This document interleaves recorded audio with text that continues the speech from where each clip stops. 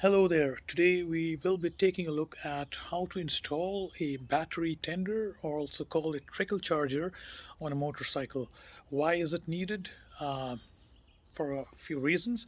If you plan to leave your battery on the motorcycle for extended period of time when it is not in use, then the battery will not be charged and slowly get discharged. So the battery tender or the trickle charger, when connected to an electric supply, will keep it charged up to appropriate levels, and it will also trickle it down, meaning it would have provisions for uh, not charging the battery when it's not needed, when the charge is full. So I have gone ahead and ordered these. There you can have like many of these. It's this one here from Amazon, and I'm going to be installing it on my Honda VTX 1800 like I've done it on my other motorcycles.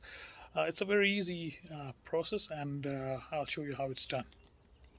Right, guys, these battery tenders, they can come in different shape, sizes and specifications. The one I got can be connected directly to the battery. You can see here two wires, one positive, one negative, and then the other part of it is an SAE connector, correct? So if you open this up like so, sorry, this is the fuse.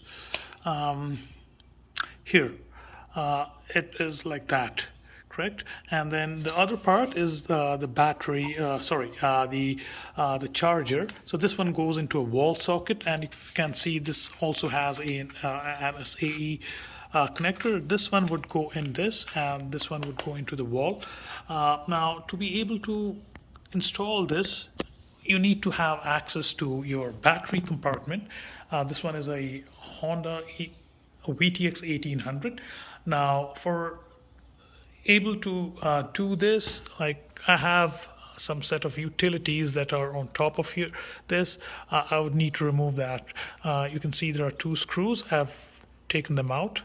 This can be slid out slowly, like so, right? And there you can see your battery. I'm going to put a cloth in here so that this can stay on top, and all we need to do is remove this screw, and attach those terminals or the wires and the respective places. So I've placed a cloth and a block of wood to take the panel away on the side, and I've also broken these screws loose here. Let's take these off. That one is the negative, this one is a positive, right? I'll keep them away, and all that needs to be done now is to put these connectors on top, just like that. So put the negative one, that's the black one here, and then the positive one goes on the right side. Let me quickly do that. Okay, so the connections have been made. Black one on the black, negative, and the red one on the red, which is positive. So that wire is coming out now. I've gone ahead and connected this to the wall socket here, and here, let me show you how it works. There, guys, this one I have taken an extension here because this one just for demo purposes, but this goes into the wall socket, and you can see it is green, flashing. It means it is charged. It would begin with a red, and your battery tender may be a little different, but this is charged.